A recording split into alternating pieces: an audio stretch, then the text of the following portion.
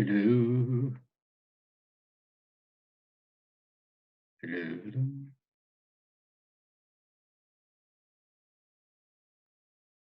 Recording now. And I'm not seeing on here where I can give recording permissions. So if you can drop in the chat box any kind of description about how I could do that. But I did hit the recording button. So if somebody could let me know when we're approaching, if you could do a count for about 35 minutes, give me a holler in the chat box, it'd be great. Can everybody see me?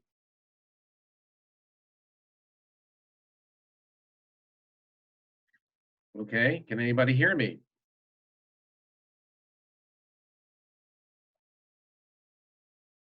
Okay, so someone's saying that they didn't see the link. Let me, bear with me here. Okay.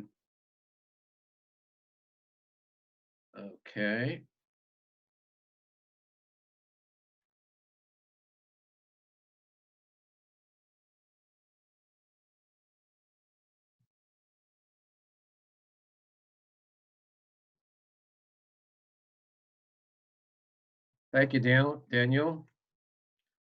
Okay, so there's the next Zoom meeting. That if the screen goes blank in about, let's say, 35 minutes, you are going to, yeah, Donald, I'm recording it and I'm just going to have to get the link out to everybody. I can't spend time right now trying to figure out how to give recording permissions, but I am recording this video. So next time I'll figure it out a little better. I'm a novice to Zoom. I've only done a few Zoom sessions.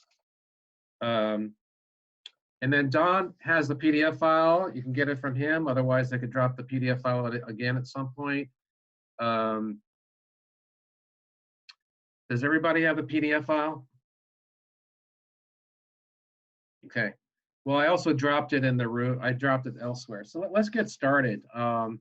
And here's how we'll do this. If you have Q&A, initially do it on the chat, and then we'll open this up either in this session or the next session to vocal Q&A and discussion. But so if you have the meeting notes, it's helpful. Otherwise, it doesn't really matter too much. Joining us today are Nancy Rosas and Larry Varnell. We are certified biofield tuning practitioners. We are also certified vibrational fascia release practitioners, and we are also vibrational fascia release trainers. We will be, we have hundreds of hours of practice with vibrational fascia release on our clients, as well as training in the vibrational fascia release technique. We'll be using the vibrational fascia release based techniques using our own method for the prostate and so forth. So going right into the discussion, what is the difference between weighted and unweighted tuning forks and why we are using weighted tuning forks? Let's see here, let me get this. Okay, so here's a 128 tuning fork, a weighted tuning fork. The anatomy of this tuning fork is that when we strike it, the vibration gets pushed all the way down. It's made so that the vibration gets pushed all the way to the bottom of the fork. And so its primary task is to push that vibration down to the bottom of the fork. Now, before I move on, because there are some biofield tuning practitioners who are not yet vibrational fascia release practitioners, there's been a lot of controversy in the tuning fork communities about what for and what else. There is no controversy in terms of why we use tuning forks for specific things. And what I mean to say is that biofield tuning has its best practices, and vibrational fascia release has its best practices. So it's not comparing one to the other or saying that this technique is better than that technique. We're using best practices to accomplish the results that we wish to have. So please don't, well, you can take things any way you want to, but please don't take what I'm saying as a disrespect towards biofield tuning, because actually I have biofield tuning clients. And so it's not about that. It's about how we use our tuning forks.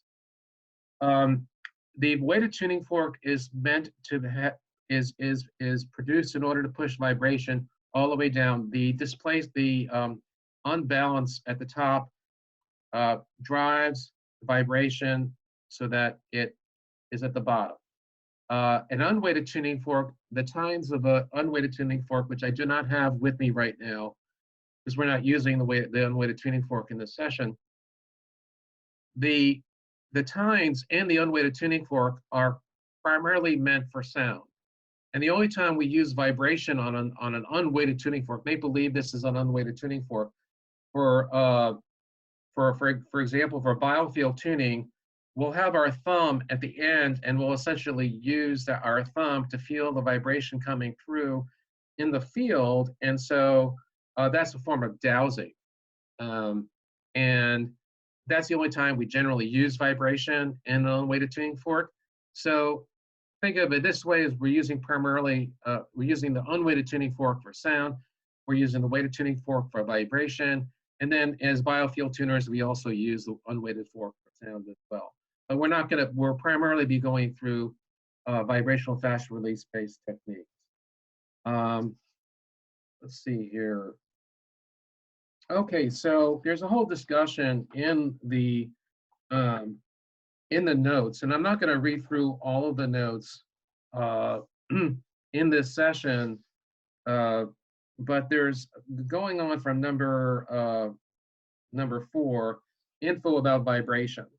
It's got 2 pictures, one of a vibration meter and another picture of an amplitude of vibrational displacement, which is a movement.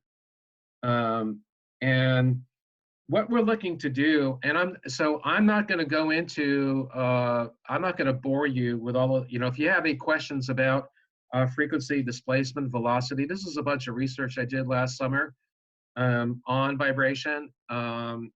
And this is not truly unique. The information is out there. But what we're looking to do, so again, you can refer to these notes and look at them as you wish.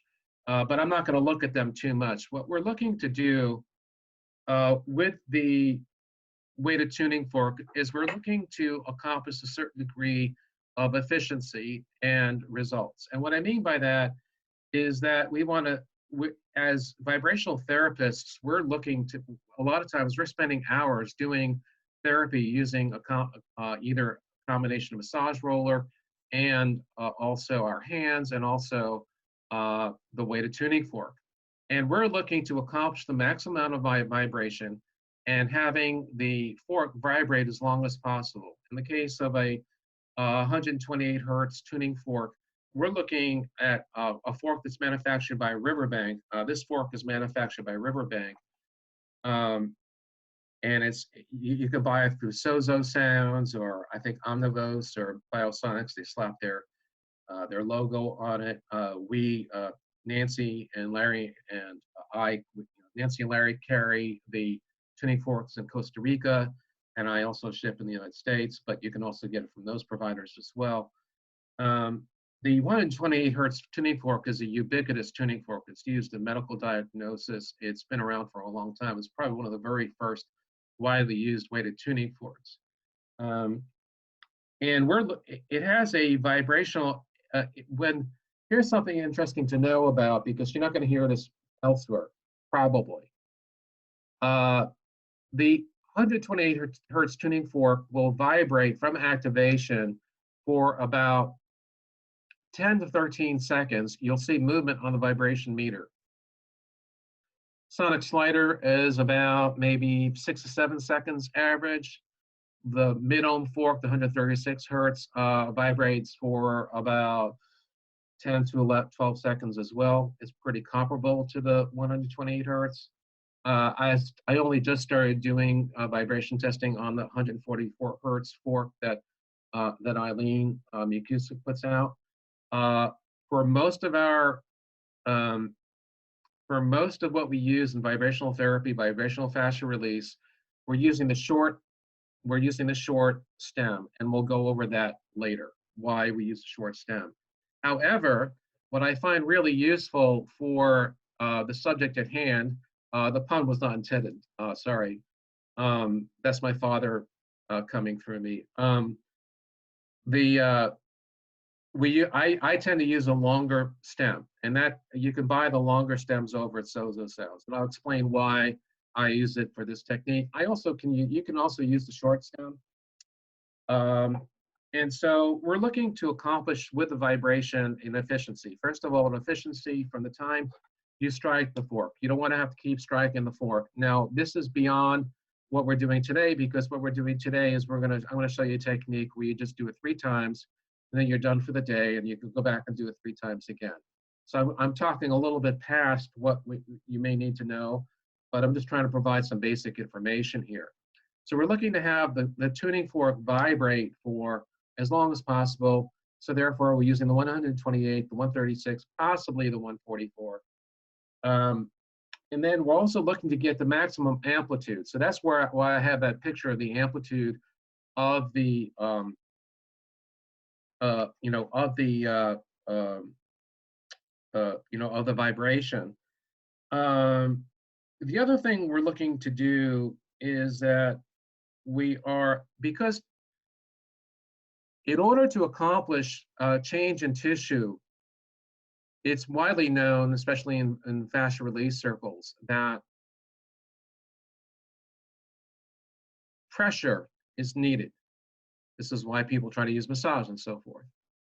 What makes the vibrational technique so powerful is that you take the pressure, okay, that you're applying with the fork, so consider that to be one command.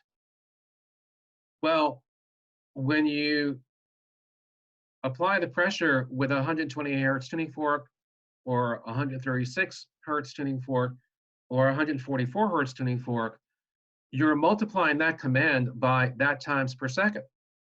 So you're accomplishing 128 times more in terms of the command to the tissue. I mean, not exactly, but you get the idea. It's a lot more, there's a lot more going on there. It looks like, well, you whack, you whack the fork and you're like, oh, I'm just it's just an ordinary thing. I'm just whacking a fork. Well, actually, if you're applying it the correct way, you're doing a lot more than that. You're using a lot of the leverage of the vibration. The other thing is then, again, you're not going to hear this probably anywhere else.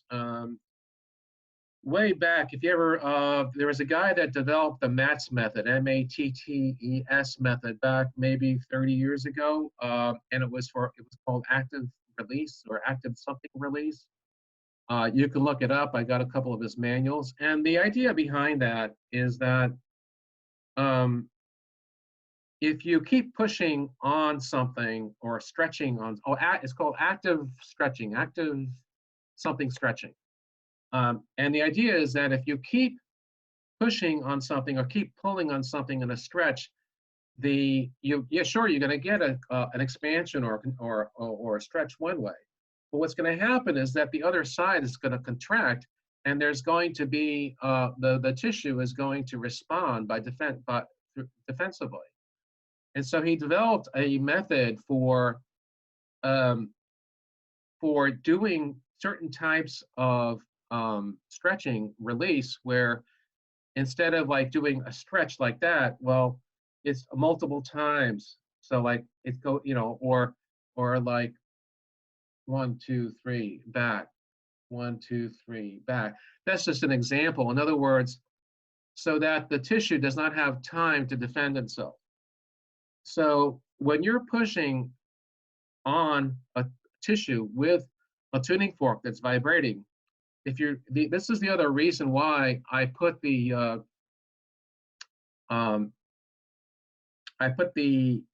picture of the amplitude. Look at that picture and you'll see that it crosses 0, right? So every time it vibrates, it's going across 0. That's the 0 point. So every time it vibrates, this is my hypothesis. I could be wrong, but I'll tell you how it came to me. It came to me more from my right brain than my left. So the hypothesis is that the tissue is not going to defend itself because every time, you have 128 hertz, 128 times is crossing 0 per second. So it seems that the tissue is not seeing the fork as a way to defend against itself. So this is like really very powerful news, because then, but it's with great power comes great responsibility. And so this is why the tuning fork could also be very powerful. Let me go back to my notes. So I think I went over most of the reason why we use the weighted tuning fork. And let's see here. I think I'm going to stop for any questions in chat before we move on. Because actually, what we're going to do from this point on is we're going to go into the actual technique that I use with the tuning fork. So any questions so far? Just give it a second. So while I'm waiting for any possible questions, I'm going to go into now where we hold the fork when we're doing this and why. Okay? So where we hold the fork is over here. I know that as Biofield tuners, we were taught a lot about this. There's a couple of issues about using a weighted tuning fork at the base. One is it diminishes and attenuates the vibration. And this I found through testing with a vibration meter. The other is that for the kinds of pressure that we apply in vibrational fascia reliefs, you're not going to get leverage here. You're going to get leverage here. You're going to get leverage here. And now this is something that we go over in our vibrational fascia release classes. So we're not going to have time today to go into a huge discussion about it, but you'll get the idea. So if you put your thumb in here and hold here like that, that's a basic technique. You can play around with it. Sometimes under very rare circumstances, we'll do something like that. Now I know it's been touted in the Biofield tuning community, like don't hold it by the yoke because it diminishes the vibration. So if you activate a fork, I'll do a little demonstration right now. If you activate the fork using the yoke, then once it's activated, push your fingers up and you'll see where the fulcrum is. So I'm going to just do this so I have it activated.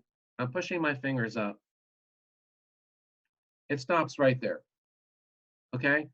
That's where, as you're getting close to there, that's where you're diminishing the vibration by that.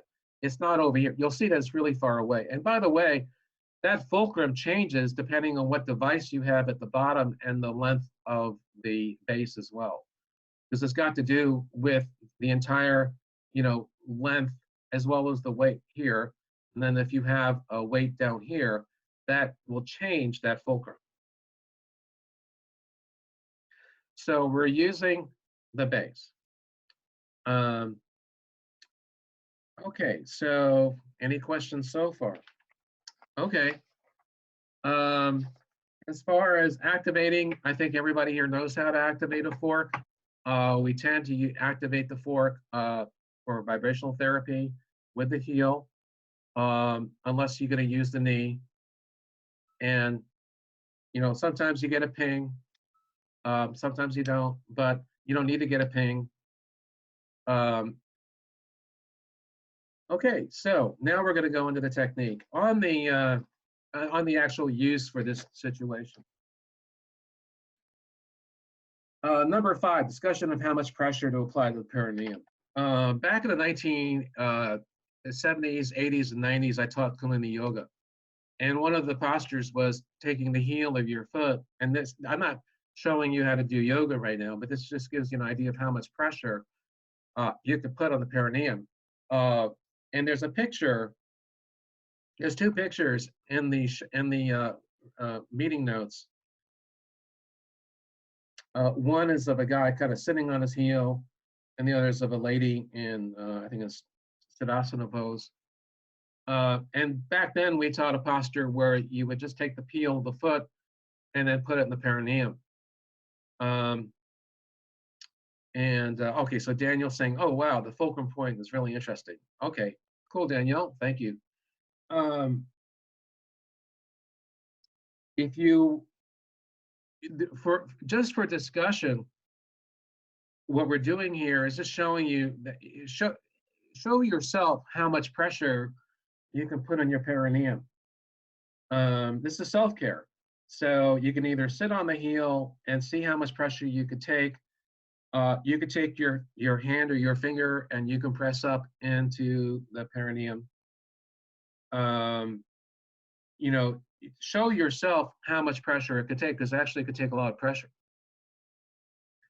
You know, it's not as sensitive as, I mean, you know, of course you don't want to get kicked there, but you know, you need to show yourself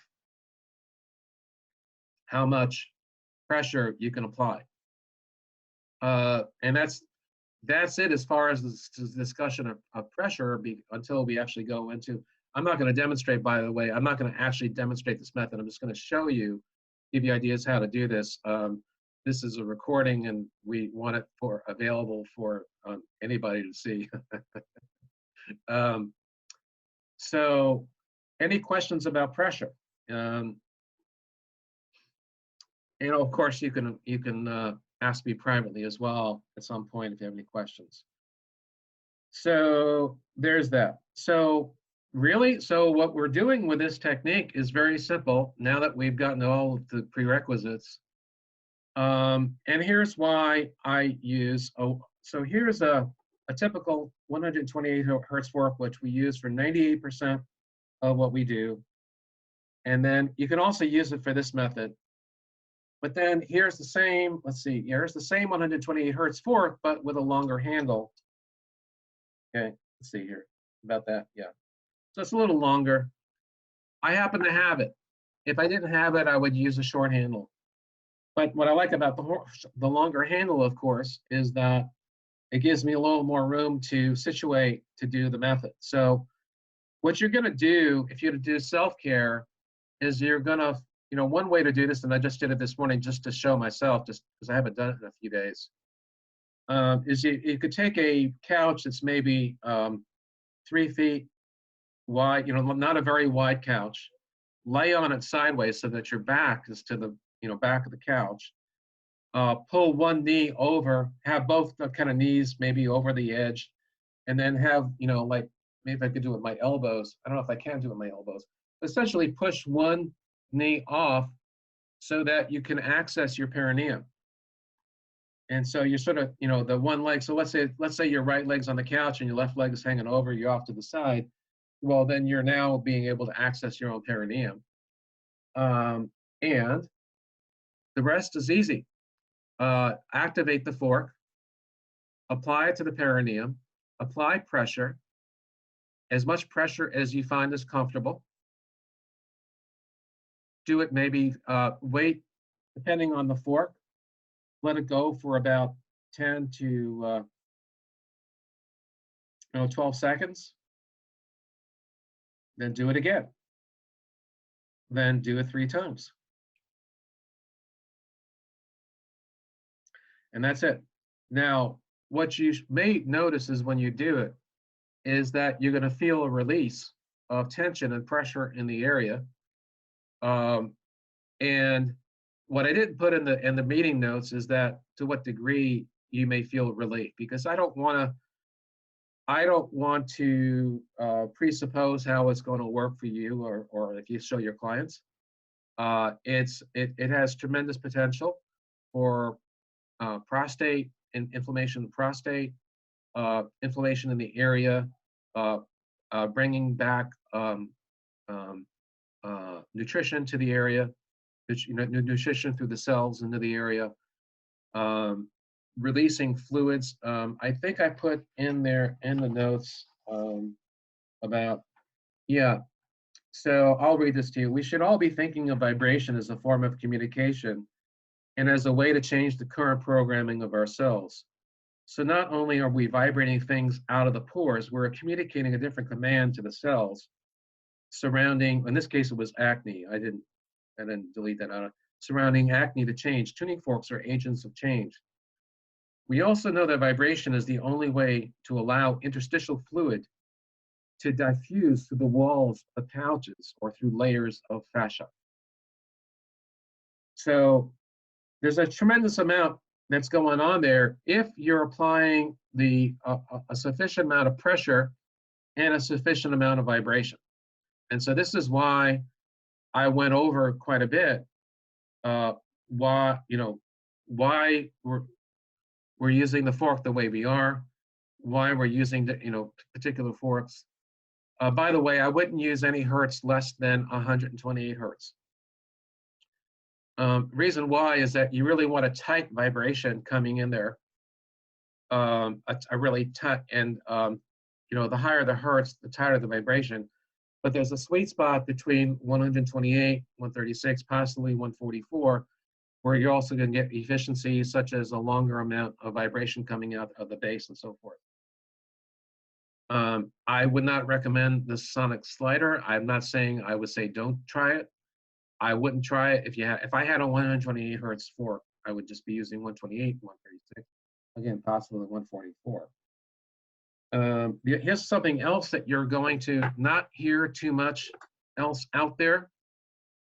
It's a trade. It's not really a trade secret because it's something I developed and I'm releasing it into the wild. If you check on a vibration meter, the vibration will give out on this fork between 10 and 12 seconds. Guess what? This will keep vibrating. And then after this stop, this will keep vibrating.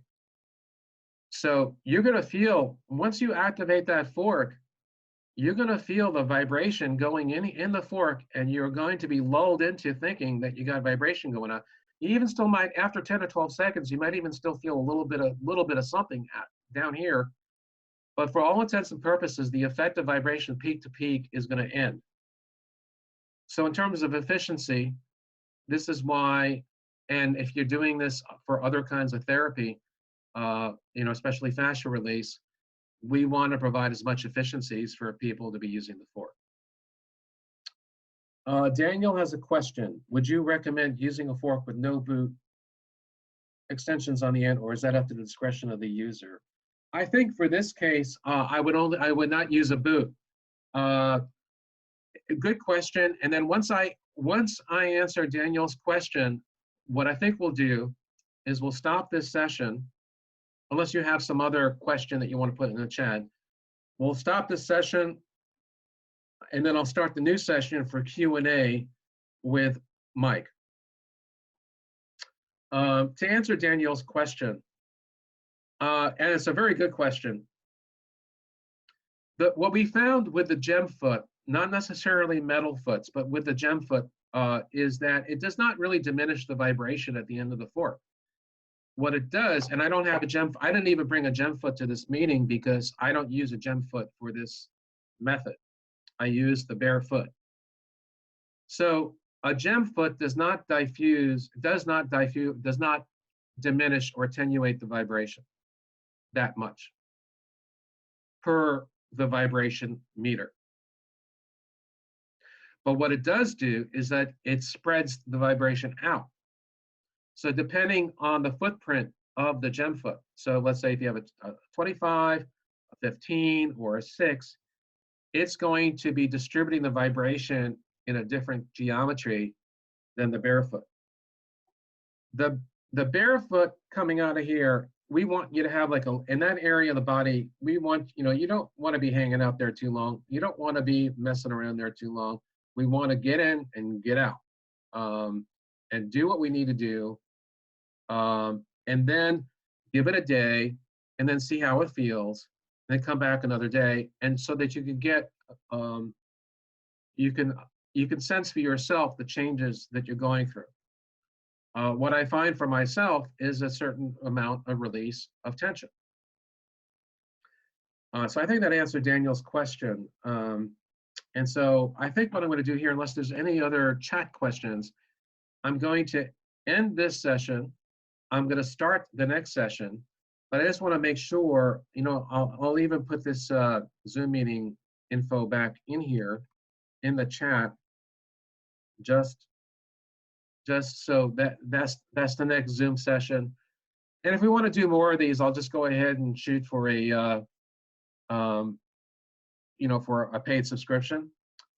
Any questions in chat? No, I'm not seeing it. Does everybody have the next session info? Okay, I'm not seeing, as my mother would have said, I'm not saying no. Yes, thank you. Okay, great. So I'm going to stop the recording.